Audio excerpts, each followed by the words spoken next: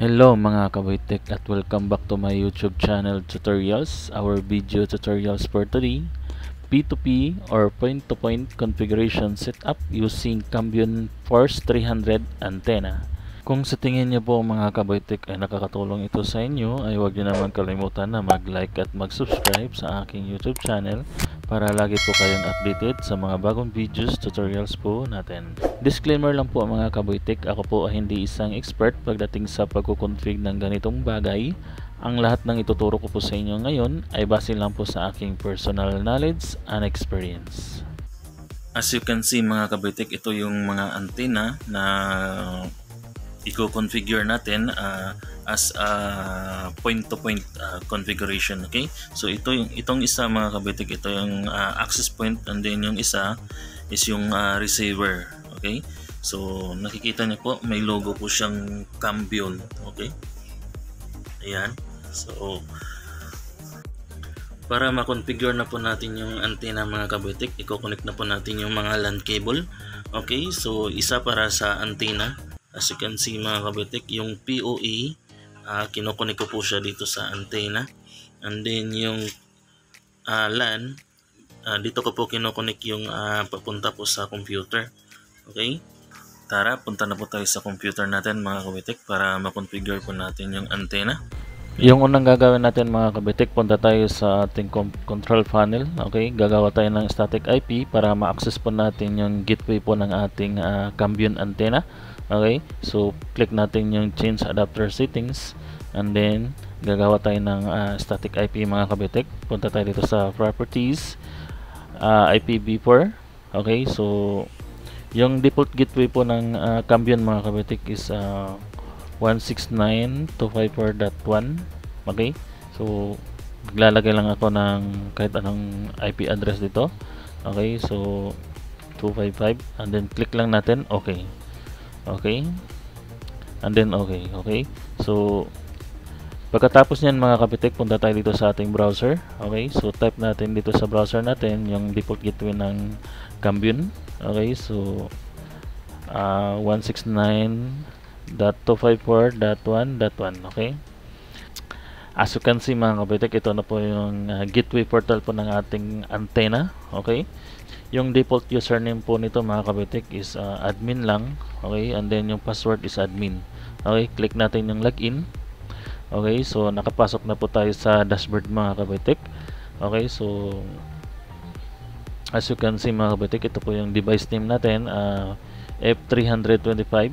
Okay, so para ma-configure na po natin mga kabitik, pwede tayo dito sa quick start. Okay, so pag gusto nyo po ng mabilisang configuration, dito lang tayo sa quick start. Okay, so in my case mga kabitik, gusto ko po yung manual configuration. Okay, so pupunta lang po ako dito sa configuration. Okay, so since yung first antenna natin is access point, so check lang natin tong access point. Okay, yung radio mode, and then yung driver mode, hayaan lang natin yan, TDT PTP. Okay, so yung next na gagawin natin yung country mga kabitik, so piliin lang natin yung others country. Okay, so access point configuration, so SSID, so gagawa tayo ng SSID mga kabitik. Pwede na kahit anong SSID mga kabitik, pwede natin gawin. Okay, so meron akong notes dito mga kabitik. Okay, ito yung ilalagay ko na SSID. Okay, so copy lang natin, and then paste ko lang dito mga kabitik, dito sa SSID. Okay, dito mga kabitik, yung max range nya is piliin lang natin yung kilometers. Okay, so maglalagay ako ng siguro mga 5 lang, tama lang yung 5 kilometers. Okay, yung distansya po ng access point at saka yung receiver, yung station.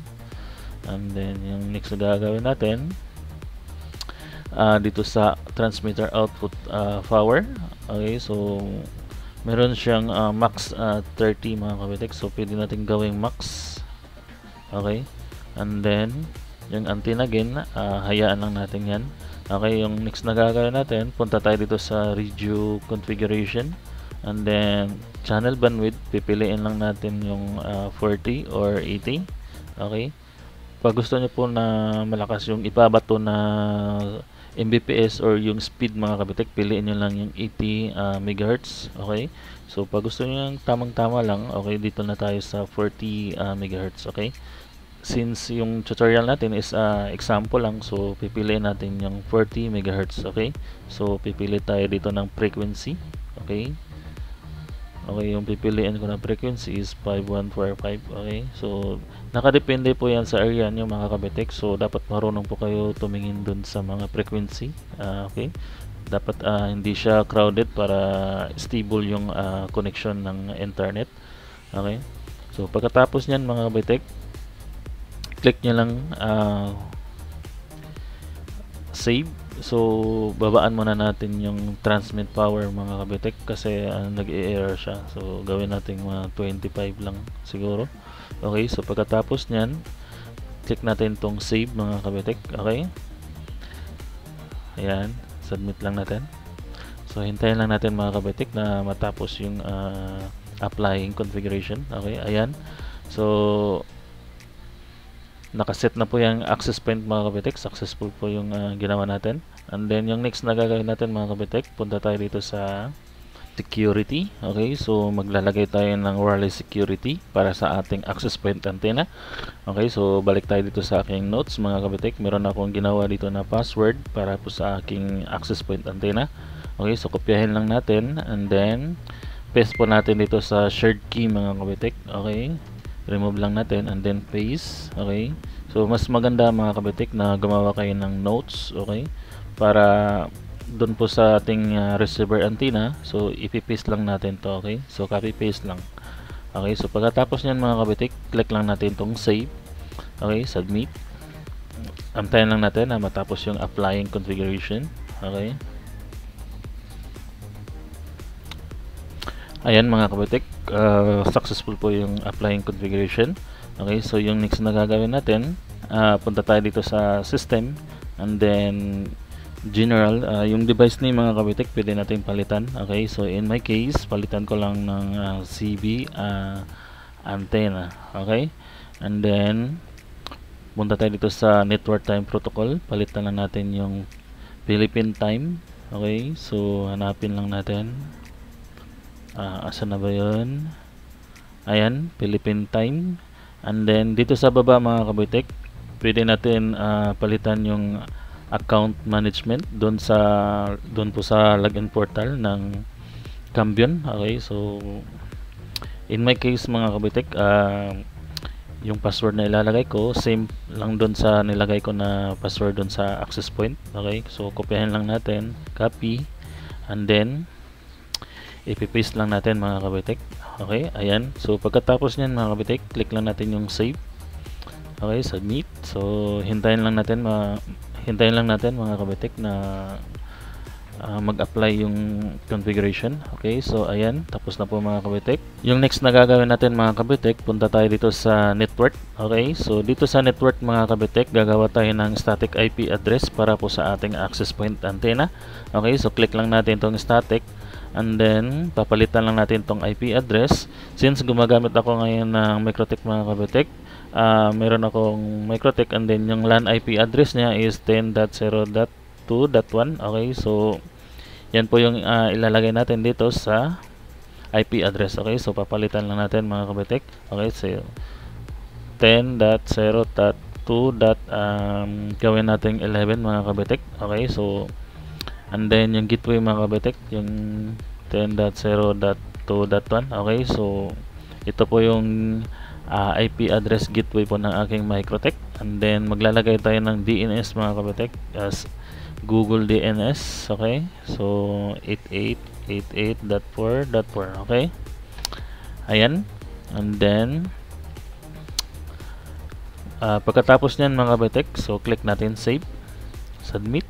Okay, so antayin natin na matapos yung applying configuration. Okay, ayan, so next na gagawin natin, balik tayo dito sa system mga kabitek and then network time protocol. So click lang natin tong static.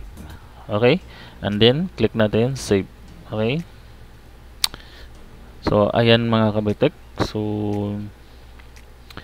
na-configure na po natin yung ating access point antenna. Okay?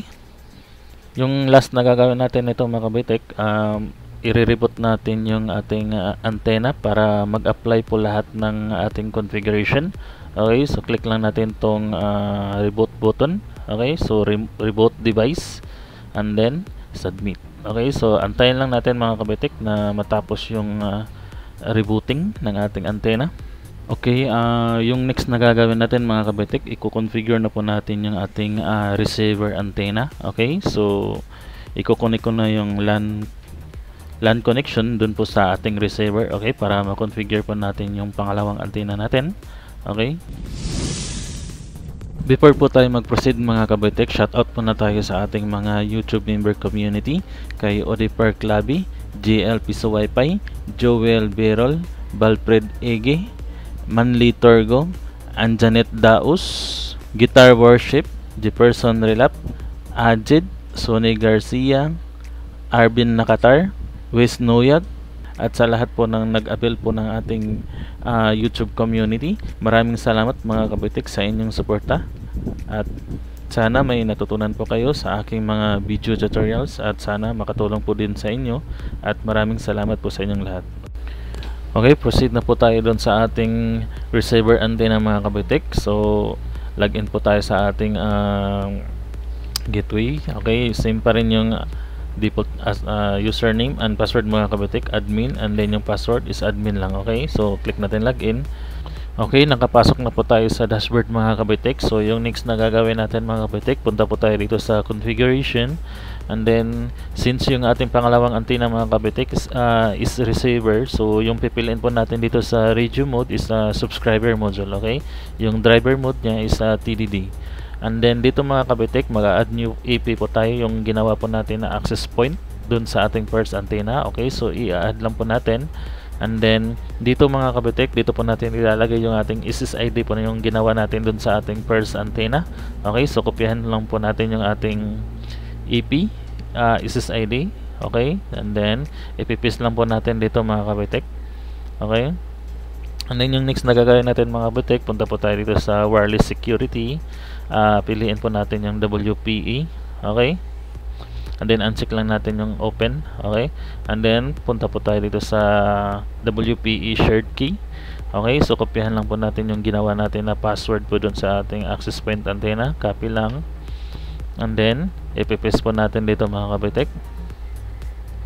Ayan. Okay, so punta po tayo dito sa baba mga kabitik. Okay, so wala po tayong ibang babaguhin. Okay, so dito sa radio configuration, so dapat naka-auto lang yan. And then dito mga kabitik, since yung first antenna natin, yung configuration natin doon is 40 MHz, so i-uncheck lang po natin yung 20 MHz mga kabitik. And then yung ginagawa ko dito mga kabitik, ito po yung mga frequency. Okay, sa 40 MHz. Okay, ito po yung mga frequency, so naka-uncheck po yan lahat. So yung ginagawa ko lang, yung ginagawa ko sa setup ko is siniselect all ko na lang yan lahat po mga kabitik, para in case po pag nagbago po ako ng frequency doon sa aking access point, automatic po siya doon dito sa receiver na magkakatugma po sila doon ng frequency. Okay, so sana naintindihan nyo mga kabitik. Okay, yung next na gagawin natin mga kabitik, punta po tayo dito sa network. Okay, so gagawa tayo ng static IP mga kabitik para po sa ating pangalawang antenna, yung receiver antenna natin. Okay, so yung ilalagay ko lang na IP address mga kabitik is 10.0.2.12 mga kabitik. And then yung network mode niya mga kabitik, so piliin lang po natin yung bridge mode. Okay, and then yung gateway na ilalagay natin mga kabitik is 10.0.2.1. Okay, so yung DNS, ganun pa rin, Google DNS. Okay, 888 and then 8844. Okay, pagkatapos nyan mga kabitik, so click lang natin save. Okay, submit. Okay, so hintayin lang natin mga kabitik matapos yung applying configuration. Okay, natapos na po siya mga kabitik. Punta po tayo dito sa system, and then yung network time protocol mga kabitik, click natin static, and then ganun pa rin yung Philippine time mga kabitik, yung piliin natin. Okay, asa na ba yun? Philippine time. Okay, and then yung device name natin mga kapitik, papalitan natin ng CB station antenna. Okay, ayan. And then pagkatapos niyan mga kapitik, maglalagay po tayo dito ng URL. Yung ginagawa ko lang mga kapitik, pwede tayo maglagay ng kahit anong URL. Okay, so ganyan lang. And then dito mga kapitik, yung account management, so papalitan natin yung password. Okay, so yung password na ilalagay natin, same pa rin yung password dun sa ating access point antenna. Okay, and then paste lang natin. Ayan, so pagkatapos nyan mga kabitek, so isi-save na natin mga kabitek, and then submit. Okay, so hintayin lang natin matapos yung applying configuration. So ayan mga kabitek, natapos na po natin i-configure yung ating pangalawang antenna. Okay, so i-reboot na po natin yung ating receiver antenna mga kabitek para mag-apply po yung ating configuration. Okay, so click lang natin yung reboot. Okay, submit. So hintayin lang po natin mga kabitek na matapos yung rebooting po ng ating antenna. And then while po naghintay po tayo ng rebooting mga kabitek, so lalagyan na po natin ng internet connection yung ating access point antenna. So para ma-check po natin kung magli-link ba yung dalawang antenna natin, yung access point at saka receiver. Okay, okay, natapos na po yung rebooting po ng ating receiver antenna mga kabitek. So ngayon po yung gagawin natin, try natin i-access yung ating access point antenna, yung first antenna natin na kinonfigure. Okay, so punta po tayo sa browser, mag-add tab po tayo, and then ilalagay po natin yung IP address po ng ating first antenna, yung 10.0.211. Okay, and then magla-login po tayo mga kabitek, admin, and then yung password na ginawa natin, copy lang natin, and then ipipaste natin dito sa password mga kabitek. Okay, so as you can see mga kabitek, nakapasok po tayo sa ating dashboard po ng ating access point. And then meron po tayong babaguhin dito mga kabitek. Punta po tayo dito sa radio, and then babaan ko lang yung transmitter output power nito mga kabitek kasi malapit lang po yung dalawang antenna. Okay, so nagbibingihan po yung dalawang antenna. Okay, so babaan ko lang, gagawin ko lang siyang 3, and then save. Okay, apply lang natin. Okay, okay, ayan, natapos na po siya mga kabitek. So try po natin i-access yung ating pangalawang antenna mga kabitek dito sa browser. Okay, so mag new tab po tayo, and then lagay po natin yung gateway na yung IP address na ginawa natin, 10.0.2.12. okay, ayan, so yung username admin, and then yung password paste lang natin. Ito na po yung dashboard po ng ating pangalawang antenna mga kabitek. Okay, so punta po tayo sa network lang mga kabitek. Meron lang akong babaguhin. Okay, okay, so ito mga kabitek gagawin, ayan, so okay, okay, disable ko lang yung LAN connection ko mga kabitek na naka-direct po connect po dun sa aking internet connection. Okay, so ito na po yung internet connection po mga kapitik, galing po sa ating Cambion antenna. Okay, naka P2P. Okay, so ayan, ito po yung dashboard po ng ating first antenna, and then ito yung dashboard po ng ating receiver antenna. Okay, so try po natin mag speed test mga kapitik kung meron po ba siyang internet. Okay, try natin mag speed test. So ayun, successful po yung configuration natin mga kabitek. Meron po siyang internet, and then ito po yung nakukuha niya na speed test. Okay, so 56 yung download, and then 17, 18 lang yung upload. Okay, so binabaan ko kasi yung TX power nito mga kabitek kasi malapit lang yung dalawang antenna. Okay, and then punta tayo dito sa dashboard po ng ating receiver mga kabitek.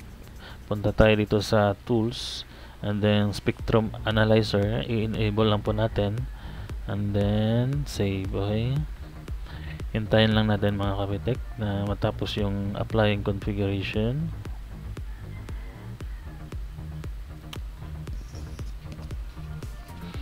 Okay, so lumabas na yung spectrum analyzer mga kabitek. Okay, so as you can see, ito po yung frequency natin, radio 1 natin.